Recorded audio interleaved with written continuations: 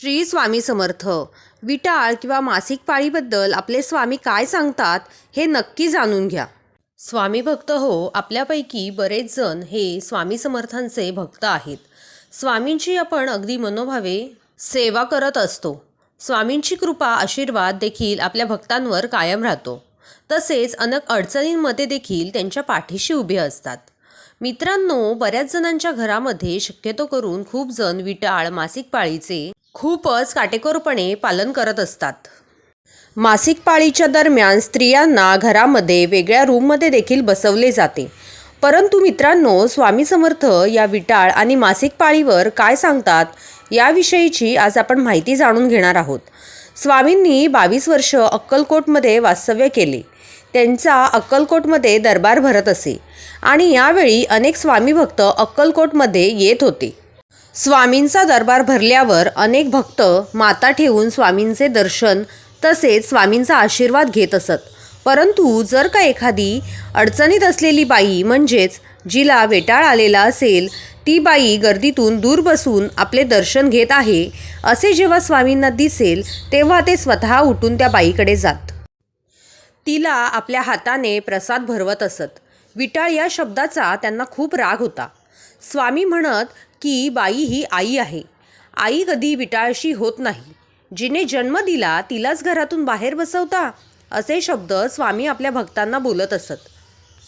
स्वामी भक्त हो, स्वामींना या सर्व गोष्टींचा प्रचंड राग होता. या संदर्भातील एक गोष्ट आज मी तुम्हाला सांगणार आहे. तर स्वामी भक्त हो, राधा कसबेकर नावाची स्वामींची एक भक्त होती.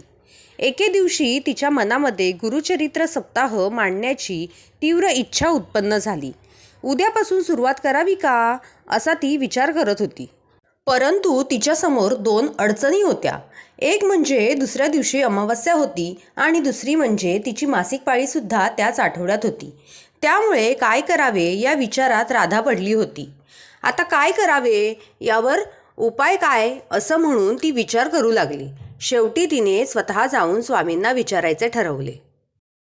ती स्वामींकडे गेली. मठामध्ये गेल्यावर स्वामींना नमस्कार करून काही विचारायच्या आतच स्वामी तिच्यावर गरजले. राधे, ही अडचण अमावस्या तुमच्या लोकांसाठी असे काही नाही. आमच्याकडे सगळे कसे स्वच्छ आणि लखलखीत आहेत.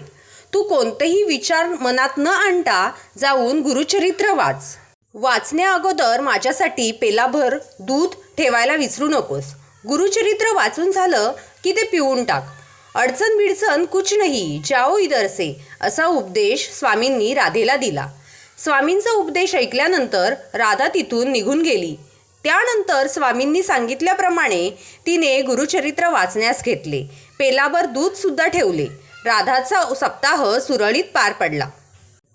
उद्यापनाच्या 2 दिवसानंतर तिची मासिक पाळी सुरू झाली. स्वामी भक्त हो, स्वामींना सुद्धा विटाळ, सोवळे, ओवळे या गोष्टींचा प्रचंड राग होता. स्वामी अनेक लीला दाखवून भक्तांच्या मनातला अंधविश्वास, अंधश्रद्धा धुडकावून लावत होते. स्वामींनी आपल्या भक्तांना मार्गदर्शन करताना अशा प्रकारच्या अंधश्रद्धेवर प्रहार केले. या कलयुगामध्ये चमत्काराशिवाय नमस्कार नाही हे तत्त्व ते पूर्णपणे जाणून होते. स्वामी भक्त हो, स्वामी कायमच अंधश्रद्धेवर प्रहार करत राहिले. म्हणून मित्रांनो, श्रद्धा आणि विश्वास ही भक्तीशी 2 रूपे आहेत. म्हणून आपली श्रद्धा केव्हा आणि कधी अंधश्रद्धेमध्ये बदलते हे आपल्याला सुद्धा लक्षात येत नाही. म्हणूनच म्हणतात, श्रद्धा असावी पण अंधश्रद्धा असू नये. स्वामी भक्त हो, विटाळ वगैरे पाळण्याचे नियम मानवाने आपल्या अंधश्रद्धेमुळे सर्वत्र निर्माण केलेले आहेत. मात्र स्वामींचे यावर जराही विश्वास नाही. विटाळ पाळणे या गोष्टीचा स्वामींना खूपच राग येतो.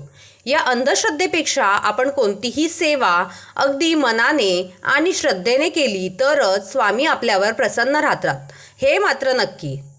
स्वामी भक्त हो, ही माहिती तुम्हाला उपयुक्त वाटली असल्यास आपल्या चॅनेलला सबस्क्राईब करा आणि व्हिडिओ आवडला असल्यास व्हिडिओला लाईक करा आणि कमेंटमध्ये श्री स्वामी समर्थ, जय जय स्वामी समर्थ असे लिहा. धन्यवाद.